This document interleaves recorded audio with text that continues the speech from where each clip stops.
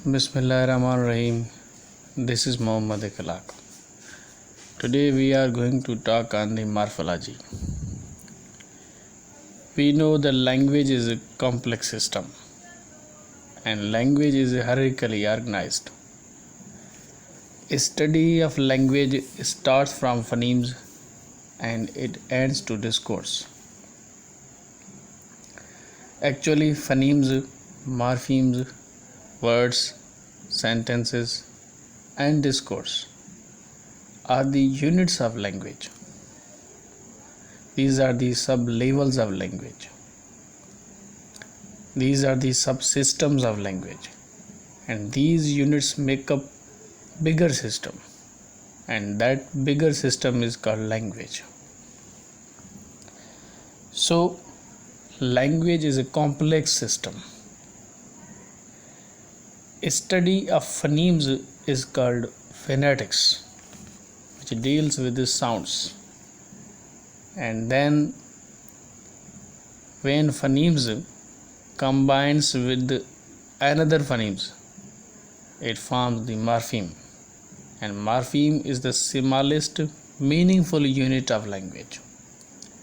So the study of morpheme is called morphology. And today our topic is morphology. Now we need to understand that what is morphology.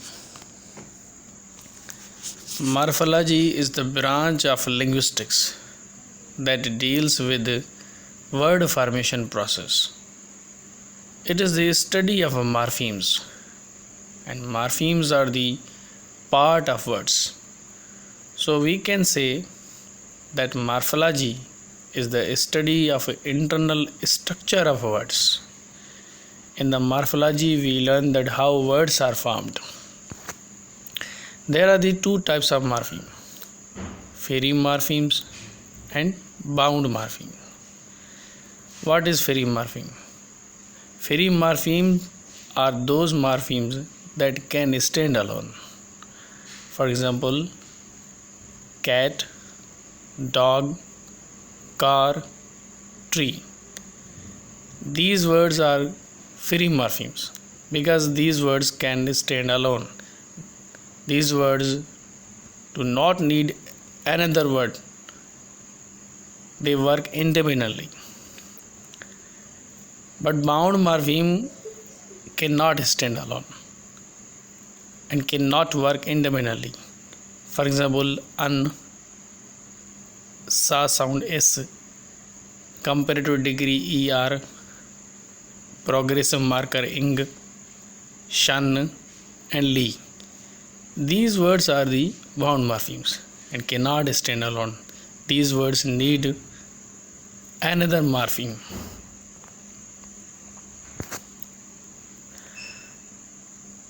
Similarly, free morphemes are classified into the two classes: open class, closed class. Open class is known as the content words, and it is also known as the lexical words: verbs, nouns, adjectives, and adverbs. These are called the open class. Conjunction, prepositions, articles, pronouns, auxiliary verbs, demonstratives, comparatives, and quantifiers. These are called the closed class and known as the functional words are known as the grammatical words because these words play the role of grammatical. The second morpheme is bound, which is also categorized into affixes, bound bases, and contracted forms. Both derivational and inflectional morphemes, these morphemes depend upon the affixes because affixes is a broader term. Now we have to see that what is inflectional morpheme. Inflectional morphemes are those morphemes that do not change the parts of speech or meaning. अब इन्फ्लेक्शनल morphemes वो होते हैं जिसमें parts of speech या meaning किसी भी word की change नहीं होती। फॉर एग्ज़ाम्पल, वेट का हमने सेकंड फॉर्म बनाया वेटेड, डॉग को हमने जमा किया डॉग्स, इसी तरह प्ले को प्लेइंग कर दिया। तो जितने भी वर्ड्स हैं इनकी पार्ट्स ऑफ स्पीच या इनकी मीनिंग चेंज नहीं हुई। तो इन्फ्लेक्शनल मॉर्फीम्स इस्तेमाल करने से किसी भी वर्ड की ग्रामेटिकल जो कैटेगरी है या फिर उसकी जो मीनिंग है वो कभी चेंज नहीं होगी। So English has the 8 inflectional morphemes such as S, which is a pillar marker, and apostrophe S, which is possessive, ER, which is comparative degree, EST, it shows the superlative degree। इसी तरह S है third person singular present tense, ED, which shows the past tense, ING shows the progressive tense, EN shows the past participle। ये सारे इन्फ्लेक्शनल morphemes हैं। इनको जब भी हम इस्तेमाल करेंगे किसी भी वर्ड में, उस वर्ड की कभी भी पार्ट्स ऑफ स्पीच या फिर उसकी जो मीनिंग है वो चेंज नहीं होगी। Derivational morpheme, derivational morpheme inflectional morpheme के अपोजिट है। इसमें वर्ड की पार्ट्स ऑफ स्पीच या मीनिंग बिल्कुल चेंज हो जाती है। फॉर एग्ज़ाम्पल, वर्ड है हमारा हेल्प और हमने न्यू वर्ड बना दिया हेल्पफुल, यानी नाउन से हमने एडजेक्टिव्स बना दिया। इसी तरह बॉय से बॉयश बना दिया। तो ये सारे हमने नाउन से एडजेक्टिव बनाए हैं। इसी तरह हम वर्ब में से नाउन बना सकते हैं।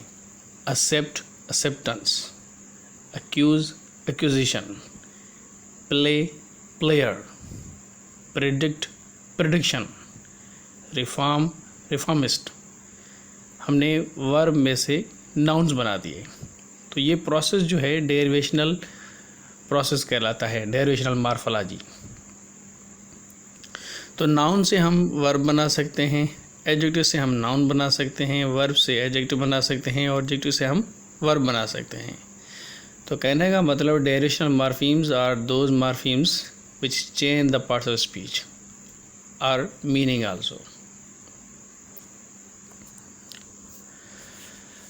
हमने अभी डिस्कस किया कि इन्फ्लेक्शनल मॉर्फीम्स या डेरिवेशनल मॉर्फीम्स ये दोनों डिपेंड करते हैं अफिक्सेस पे। अब अफिक्सेस क्या है? ये एक ब्रॉडर टर्म है which covers the prefix, suffixes, infix and circumfix। What is prefix? Prefix are mostly used at the beginning of the word। जब भी हम इस्तेमाल करेंगे वर्ड से पहले करेंगे। इस तरह वर्ड है unnecessary, illogical, restart, irregular। ये सारे वर्ड्स में हमने प्रीफिक्स इस्तेमाल किया है। unnecessary में un जो है प्रीफिक्स है, illogical में il प्रीफिक्स है, रीस्टार्ट में री जो है ये प्रीफिक्स है, इरेगुलर में इर जो है ये प्रीफिक्स है। Prefixes are used at the beginning of the word. What is suffix? Suffixes are used at the end of the word. ये वर्ड के हम आखिर में हम इस्तेमाल करते हैं।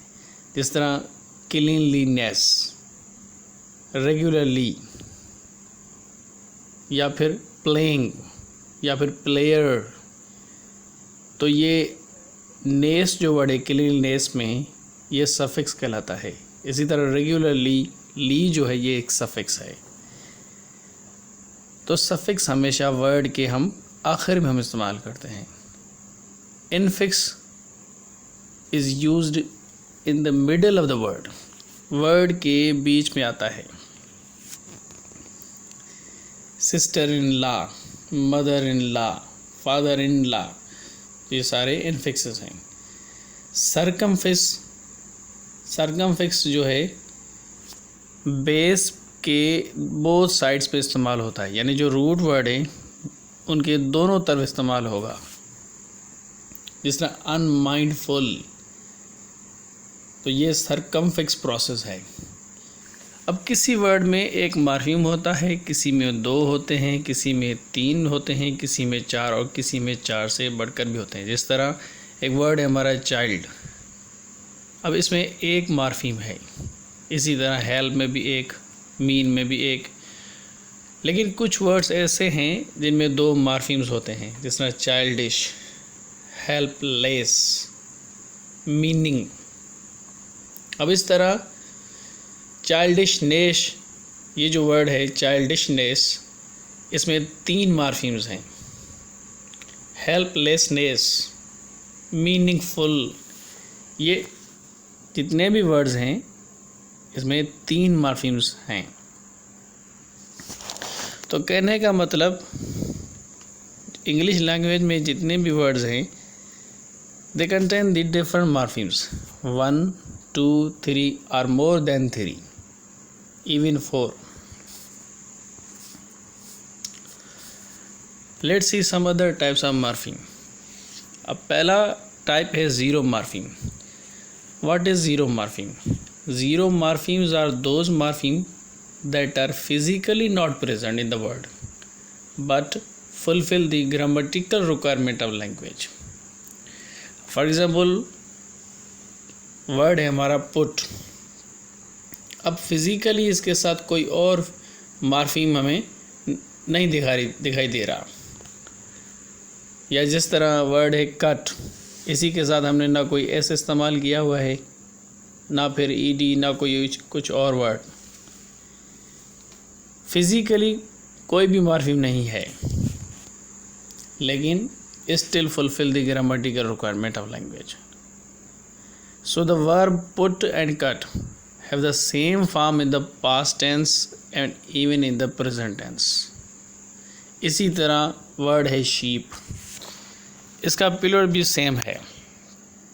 तो इस तरह के जितने भी वर्ड्स हैं हम उनको कहते हैं ज़ीरो मार्फीम्स. सेकेंड टाइप हमारा पोर्टमेंटियो मार्फीम.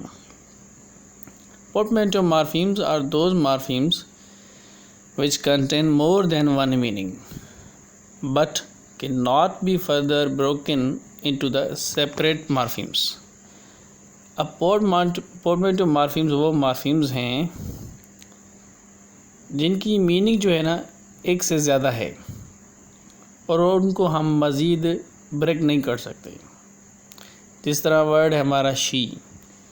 अब she refers to third person, she refers to as a singular, she refers to as a feminine and even she is used as a subject position. इनके 3 से ज़्यादा meanings हमने निकाली हैं. तो इस तरह के जितने भी वर्ड्स हैं उनको हम कहते हैं पोर्टमेंटिव मार्फीम.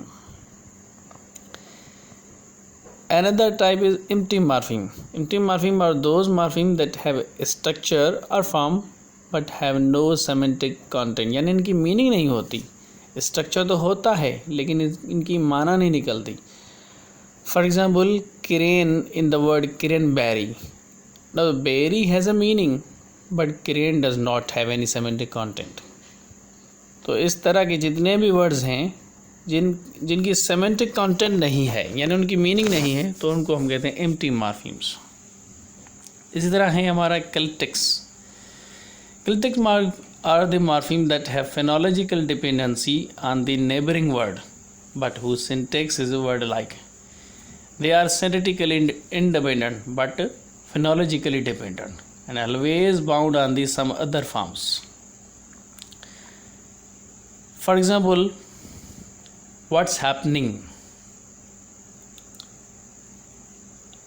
अब what's happening जो ये हमारा एक फ्रेज़ है ये फिनोलॉजिकली डिपेंडेंट है यानी उनके नेबरिंग वर्ड पे, लेकिन सिंथेटिकली नहीं है क्योंकि पूरा है व्हाट इज़ हैपनिंग, लेकिन हम कहते हैं व्हाट्स हैपनिंग. तो फिनोलॉजिकली यानी साउंड के हिसाब से ये डिपेंडेंट है. इसी तरह क्लिटिक्स के 2 टाइप्स हैं, proclitics and इनक्लिटिक्स.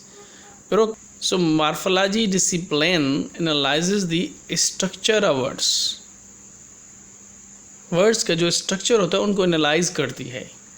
And also the parts of words, words के जितने पार्ट्स हैं such as stems, roots, prefix, suffix, infix वगैरह, इन सब को एनालाइज करती है morphology. Thank you so much.